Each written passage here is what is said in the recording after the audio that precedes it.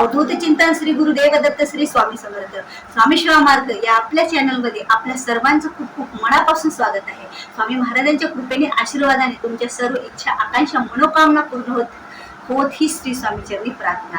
आणि आपण आपल्या आजच्या व्हिडिओला सुरुवात करूया। आजच्या व्हिडिओमध्ये विशेष महत्त्वाची गोष्ट आहे की आपल्या घरामध्ये जे वादविवाद भांडणे किटकिटी सतत होत असतात, छोट्या छोट्या कारणावरून वादविवाद भांडणे किटकिटी होतात आणि त्यामुळे काय होतं की तेवढ्या वेळापुरतं आपल्या घरातील वातावरण खराब झालेलं असतं। आपला वेळ हा जो आपण एकमेकाशी आदराने प्रेमाने वागण्याचा असतो तोच वेळ हा आपला भांडणामध्ये निघून जातो, कारण आलेली वेळ ही परत येत नसते आणि त्या वेळेचा नंतर पश्चाताप करण्यात काहीच अर्थ नसतो। आणि या मागील अशी एवढे कारण आहेत, छोटे छोटे कारणे, पण त्या कारणामुळेच तर आपल्या घरामध्ये असे नवरा बायकोमध्ये तर सतत भांडणे होत असतात। बघा, ज्या वेळेला आपण आपले डोक्याची केस विंचरतो त्यावेळेला, म्हणजे ज्या वेळेला लेडीज स्त्रियांनी केस विंचरल्याच्या नंतर ते केस जमिनीवर पडलेले असतात, जे आपल्या कंगव्यात राहतात, तेच कारणीभूत ठरतात आपल्या वादविवाद आणि घरामध्ये भांडणे व्हायला। ते जर सतत त्या कंगव्यात किती वेळ केस राहिले, खाली पडलेले जमिनीवर किती वेळ केस राहिले, तर ते शेणीचं प्रतीक मानले जातात आणि त्याला ताबडतोबच आपण आपल्या कचरा कुंडीमध्ये उचलून टाकायला पाहिजे।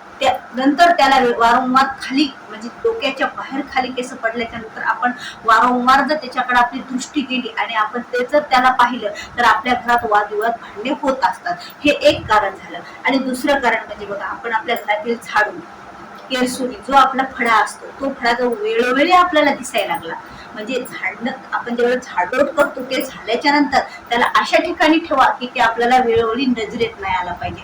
तो जर वेळोवेळी नजरेत आला तर निश्चितच आपल्या घरात भांडणे किटकिटी वादविवाद हे होतच असतात। त्याला कुठेतरी असं लपून ठेवा।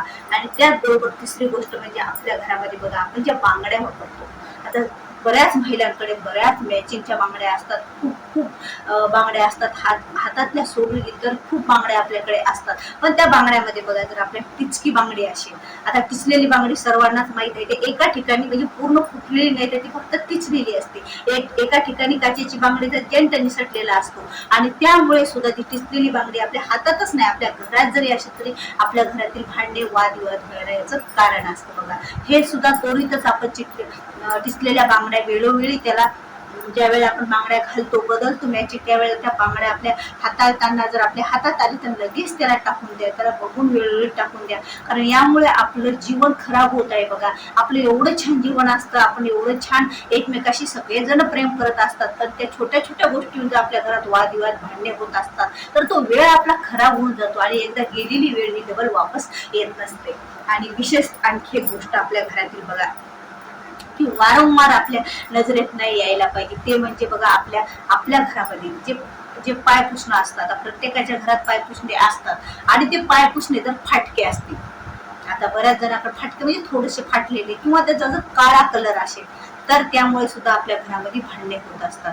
तर तो काळा कलर नसायला पाहिजे, त्याचा तर हिरवा, लाल, पिवळ्या कलरचं, आणि सगळ्यात शुभ म्हणलं तर आपल्याला आपलं पाय पुसणं हे जर हिरव्या कलरचं असेल ना तर खरंच घराच्या उन्नतीसाठी, वैभव वाढण्यासाठी खूप असं चांगलं आहे। आणि त्याचबरोबर आपल्या जीवनामध्ये बघा, अशा बऱ्याच गोष्टी असतात आपल्या घरामध्ये, जे काय फुटलेले भांडे असतात, तुटलेले भांडे असतात, खराब झालेले भांडे असतात, म्हणजे असं कुठेतरी चिर पडलेले भांडे असतात आणि वेळोवेळी ते भांडं आपल्याला नजरेसमोर दिसलं तर आपल्या नात्यामध्ये सुद्धा त्याप्रमाणे एक असा दुर्भाग्य म्हणजे निर्माण होत असतं। आता दुर्भाग्य म्हणण्यापेक्षा त्याच्यामध्ये जो दुभाजन आपलं होत असतं आणि त्यामुळे आपले नाते हे टिकण्यासाठी खूप असं आपल्याला प्रसंग करावं लागतं। यामुळे वेळोवेळी ह्या गोष्टी आपण टाळायला पाहिजे आणि ह्या गोष्टी आपण टाळायचे, जे खराब झालेले वस्तू भांडे आपल्या घरामध्ये आपण ठेवायचेच नाहीत, वेळीच त्याचा काहीतरी नायनाट आपण करायचा, म्हणजे त्याला भंगार सामानात वगैरे ते टाकून द्यायचे, फेकून द्यायचे, पण आपल्या घरात त्याला वापरात आणायचे नाही। आपल्याला थोडा वेळ वाटतं चांगलं, पण नंतर त्याचे परिणाम हे दुष्परिणामात ज्या वेळेला होतात त्यावेळेला आपल्या घरामध्ये भांडे वादविवाद होतात, त्यावेळेला बघा आपल्याला असं वाटतं की एवढं चांगलं आपलं जीवन, एवढं चांगलं आपण कुटुंब, एवढं चांगलं आपल्या कुटुंबामध्ये राहणं, आणि यामध्ये जर असं काय होत असेल तर मग आपण कसं करायचं। त्यामुळे ह्या गोष्टी छोट्या छोट्या गोष्टी आहेत, पण या छोट्या छोट्या गोष्टीचं रूपांतर हे जर मोठ्या मोठ्या भांडणामध्ये होत असेल, काही जणांचे घटस्फोटापर्यंत सुद्धा जात असतात बघा ते असे छोटे छोटे पराक्रम. आणि त्यामुळे आपण त्या गोष्टी वेळोवेळी जर टाळल्या तर आपल्या घरातली बरेच प्रसंग, आपलं जीवनच सुधरेल असं मी म्हणते. त्यामुळे या छोट्या छोट्या गोष्टीकडे दुर्लक्ष आपल्याला करायचं नाही आणि या छोट्या छोट्या गोष्टी आपल्याला टाळायच्या आहेत आणि या छोट्यामधूनच आपलं जीवन हे आपल्याला सांभाळायचं आहे. कारण बघा, जीवन जगताना आपण किती संघर्ष करत असतो, किती संघर्ष करतो आणि या संघर्ष करतो, खूप कामे करतो, कसं तरी आपले संसार आपण तयार करतो, म्हणजे घरात वस्तू नसत्या ते किती कामे करून कष्ट करून आणतो घेतो.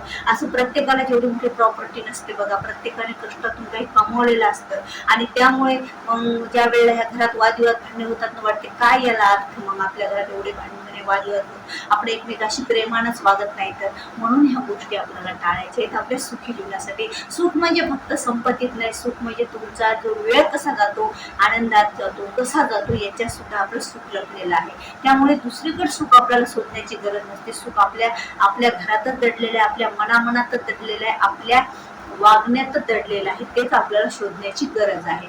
म्हणून तर ह्या छोट्या छोट्या गोष्टीकडे आपल्याला दुर्लक्ष करायचं नाही. गोष्टी जरी छोट्या असल्या तरी आपले परिणाम खूप मोठे आहेत, आपलं जीवन तिथं व्यर्थ चाललेलं आहे. म्हणून ही गोष्ट कुठेतरी थांबायलाच हवी. म्हणून आपल्याला ती गोष्ट तिथे थांबवायची आहे. व्हिडिओ आवडल्यास व्हिडिओला लाईक करा, शेअर करा, नवीन असाल तर सबस्क्राईब करा. झालेली सेवा श्री स्वामी चरणी अर्पण. श्री स्वामी समर्थ.